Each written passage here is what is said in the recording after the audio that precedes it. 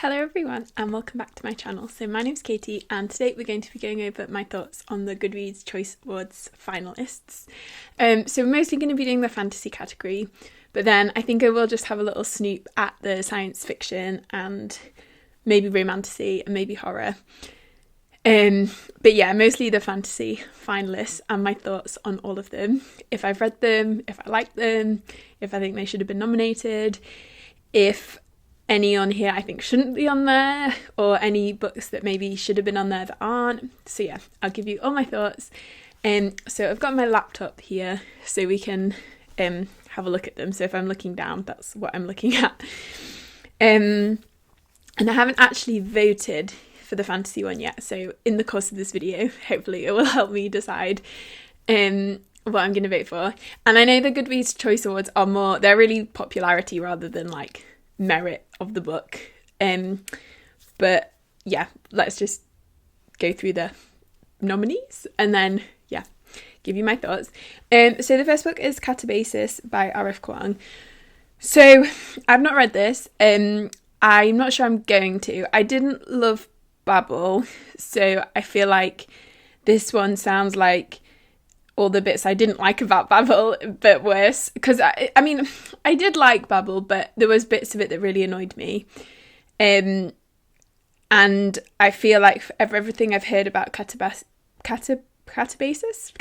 so far puts me off rather than makes me want to read it. I think it's a great book and I'm glad it's out there, but I just don't think it's personally to my taste. I'm not the biggest dark academia person. And just the concept and its execution sounds a bit strange to me. So yeah, I'm not sure I'm going to read that one.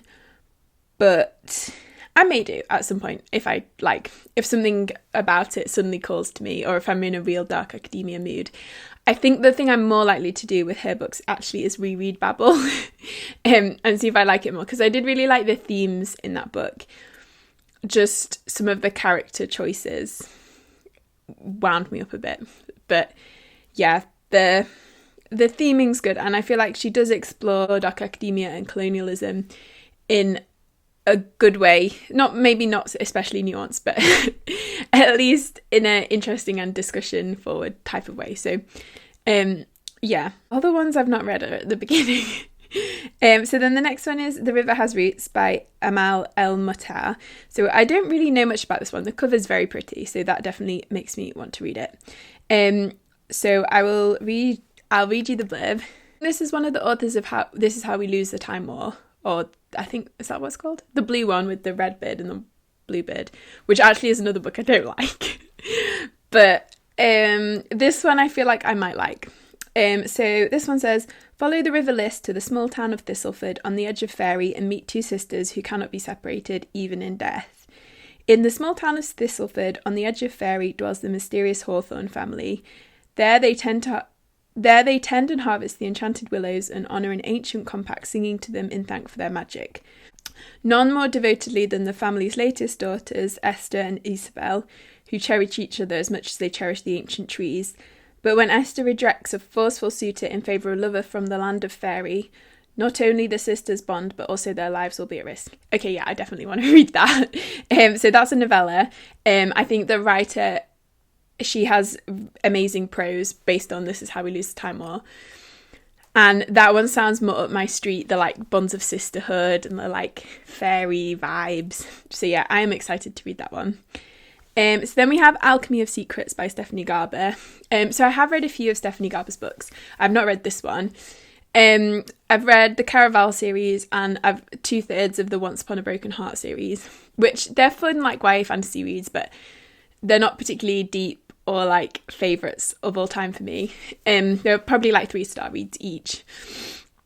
So I don't have the biggest inclination to read Alchemy of Secrets. I think it is basically like a 1920s style fantasy, romantasy-ish maybe, or maybe there's romance but not a lot of romance. Let me just I'll open it on Goodreads. Oh yeah, so like 1920s alchemy vibes, and I could have guessed that by the title. It's literally got alchemy in it. And it looks like the main character has to hunt down an object called the alchemical heart before the clock strikes midnight. So it sounds very typical of Stephanie Garber, sort of writing like fairy tale style stories. But yeah, I've not read that one, and I probably won't, but I can see why it's on the list, because I feel like she's a popular author with people who are maybe kind of towing the line between fantasy and romantasy. Yeah, I am actually really glad they separated those categories as well, because I feel like about 5 years ago or so, it always used to, like, Sarah J Maas just always used to win the fantasy category, and that was kind of annoying because, I don't know, there are other fantasy books in existence, so I'm glad they've now separated those categories. But yeah, so then next is Strength of the Few, which I have read and loved. So this is a series that's sort of set in a Roman Empire inspired world, and we follow Vis, who is initially part of this small island kingdom that gets taken over by the Empire, and his family, he's part of the ruling, he's a prince of this small island, and his whole family is killed by the Empire, and then he goes undercover, infiltrating the Empire, and he's catches the attention of some powerful political people, and he's sort of recruited as a bit of a spy to go into their prestigious military academy, and we're following him as he kind of susses out the secrets, the magic, and, well, not magic, it's called will, so people cede their will to those above them, which creates interesting parallels with sort of power and money in our own world. So yeah, I really enjoyed the first book, which is Will of the Many, and then Strength of the Few, which I've almost finished. I'm like very nearly at the end, and really enjoyed that one too. Political fantasy with some great action and sort of, they're not exactly battle scenes, but, you know, just like those badass scenes. Yeah, so I would highly recommend that one. So I'm glad that one's on there. Definitely deserves to be on there. I think there's a couple that I might vote for over that one, so I don't think I will be voting for that one, but then there's Wind and Truth, which, to be fair, did come out last year, but I read it this year, so I'm not sad that it's on the list this year. This is the 5th book in the Stormlight Archive, which is my favourite series of all time. And I really enjoyed Wind and Truth. I know a lot of people feel like it's the worst in the series for them, but for me it definitely wasn't the worst. It probably wasn't the best. I think my favourite's still Rhythm of War, but it was high up there. Like, I loved Kaladin's arc, and some of the other characters like Renarin and Adeline, I love their arcs as well. So it's definitely in top 3 Stormlight books for me, but I know that Brandon Sanderson's very popular, and I don't know if I want to give him my vote. I feel like I might support newer and less popular authors, even though Wind and Truth probably is my favourite book on this list. Yeah, it's a great series. If you haven't started the Stormlight Archive and you like epic fantasy, then please start. Okay, then next is Watermoon, which I do have. It's actually right there. Oh, no, can't point. Right there. So this is a Studio Ghibli inspired fantasy. I'm not sure if that's official or if that's just their comp titles. And it sounds a bit like a cozy slice of life fantasy, which is right on my alley. I love that kind of thing. So this is definitely on my want to read list. And I will read you the synopsis. So it says, on a back street in Tokyo lies a pawn shop, but not everyone can find it. Most will only see a cozy ramen restaurant, and just the chosen ones, those who are lost, will find their place to pawn their life choices and deepest regrets. Hana Ishikawa wakes up on her first morning as the pawn shop's new owner to find it ransacked, the shop's most precious acquisition stolen, and her father missing. And then into the shop stumbles a charming stranger, quite unlike other customers, for he offers help instead of seeking it. Together they must journey through the mystical world to find Hannah's father and the stolen choice. Through rain puddles, hitching rides on paper cranes, across the bridge between midnight and morning, and through a night market in the clouds. But as they get closer to the truth, Hannah must reveal a secret of her own and risk making a choice she will never be able to take back.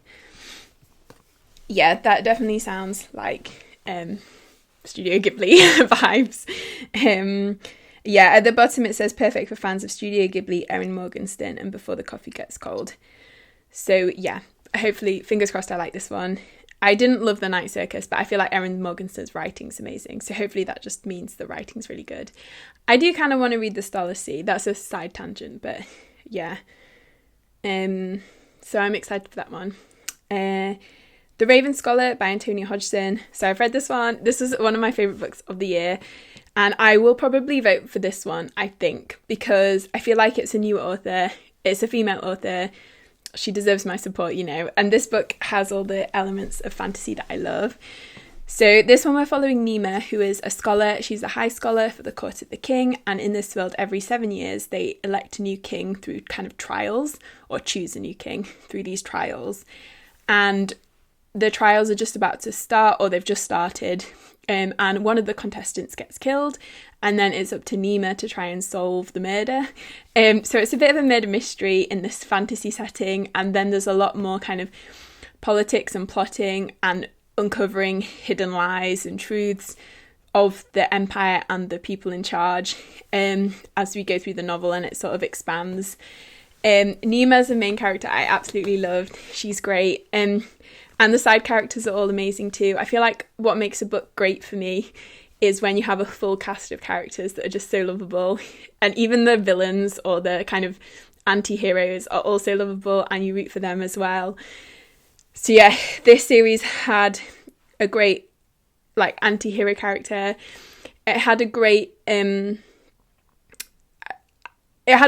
antagonist, yeah. But it also had a really great antagonist to Nima, the main character.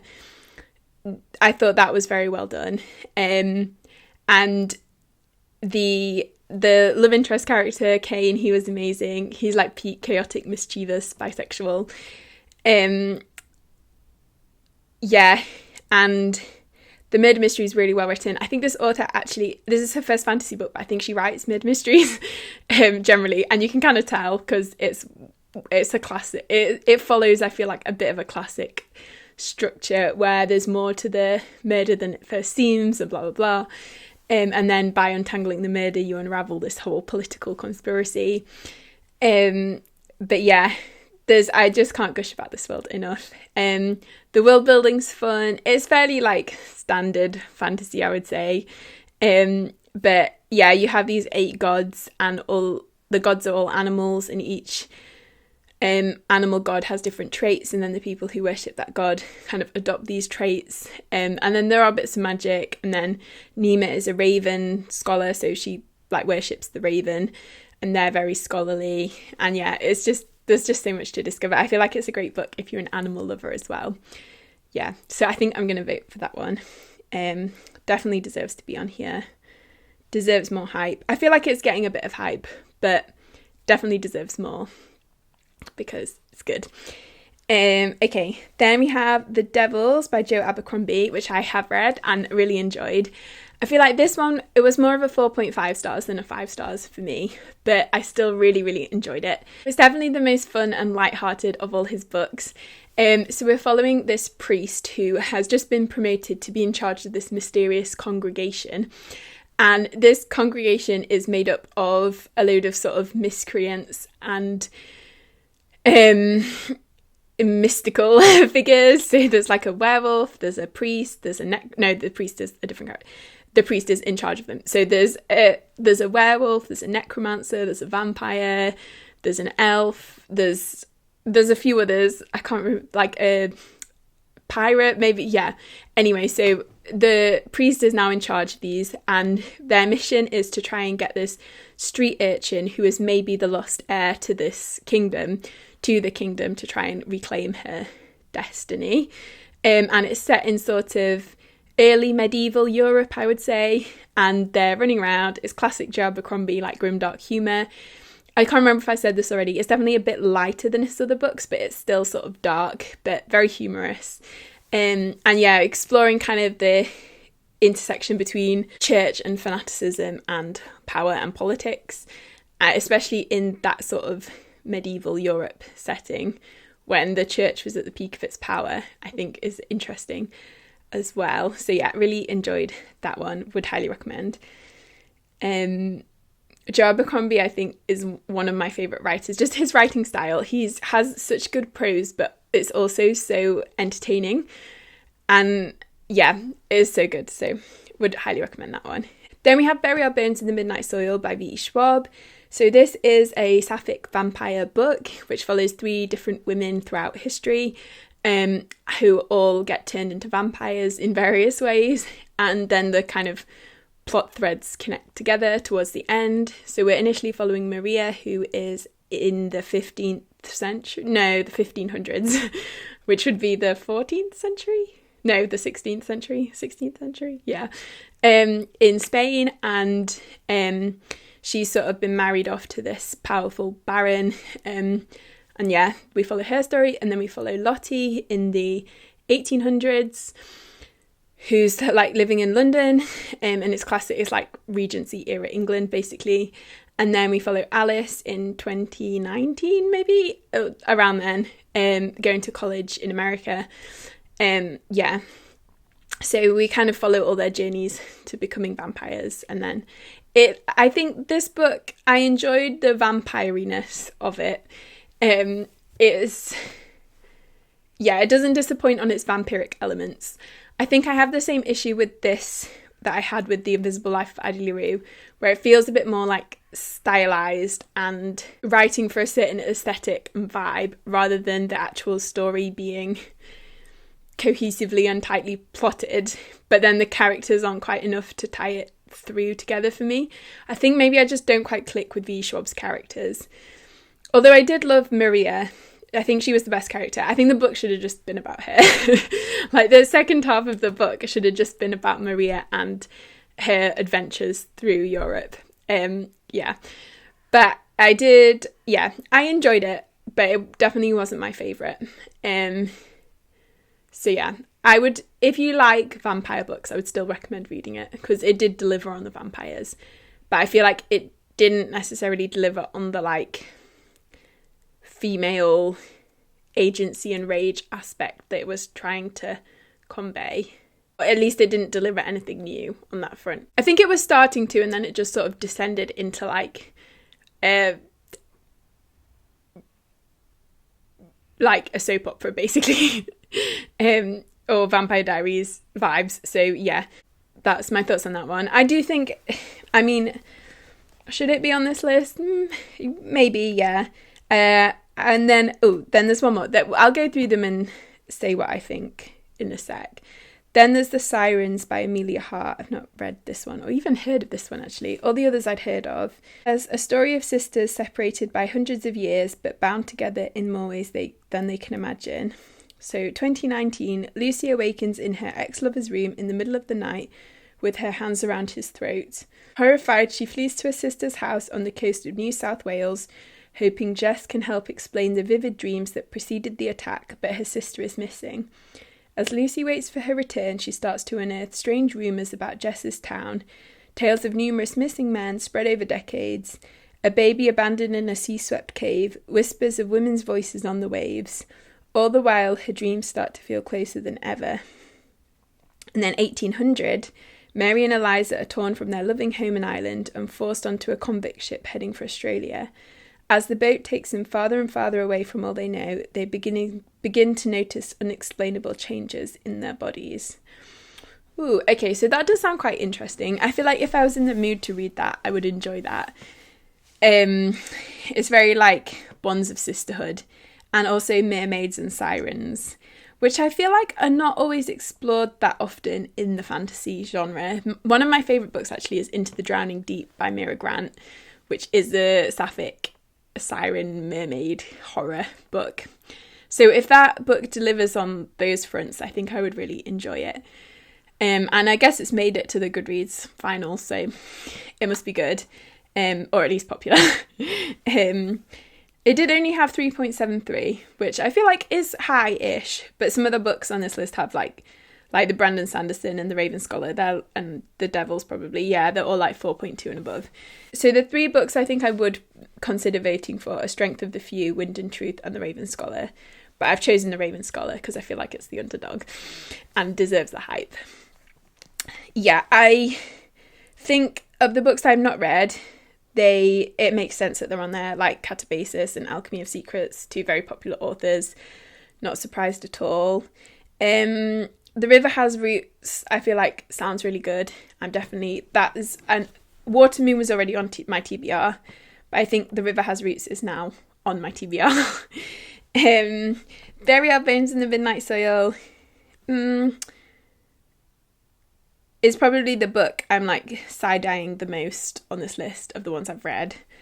But she is a popular author, and yeah, I can see why it's on here. So yeah, so that's my thoughts on the fantasy category. So we'll just have a quick look at sci-fi, although I have had a look already, and weirdly I've only read one book on this list. I think Goodreads tends to choose literary sci-fi rather than like hardcore sci-fi. I don't know what the term is. There is a term. Maybe it's hard sci-fi. I think it's hard sci-fi. So I voted for Automatic Noodle, which is a really cute novella about robots trying to set up a restaurant in a world where robots aren't supposed to own things. And it's really sweet. It's very like closey slice of life, but also set on against an interesting political backdrop that sort of has mirrors with our world. Then, what are the books on here? There's a John Scalzi book, When the Moon Hits Your Eye. I like one of his series. I can't remember what it's called. Where are they? I think they're here. Oh yeah. The first one's called The Collapsing Empire. And there's a really good, he's a very humorous writer. I feel like he has some sillier books, like The Kaju Preservation Society, which I have read and I did enjoy, but it's very silly. This one I feel like also seems quite silly. I think it's Where the Moon's Made of Cheese or something. So maybe one day I will read that. If it's on the like 99p Kindle deal, I would definitely read that at some point. There's a Nnedi Okorafor book. I do want to read that at some point, called The Death of the Author. Of Monsters and Mainframe sounds kind of fun just based off the title. There's an Adrian Tchaikovsky book called Shroud. That man pumps out books. I've read a few of his books. I can't remember exactly which ones other than Children of Time. I'm sure I've read another of his sci-fi series though. But Shroud sounds kind of interesting. So looks like an alien-y book, so that one might be on my TBR as well.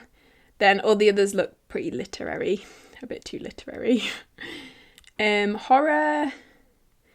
The Buffalo Hunter I want to read by Stephen Graham Jones. Possession of Alba Diaz. I also quite want to read an Isabel Cañas book. They sound quite like the Silvia Moreno Garcia books because Mexican Gothic I love. So yeah, I'm definitely interested in reading her books. I have read Hungerstone by Kat Dunn, set in the Peak District.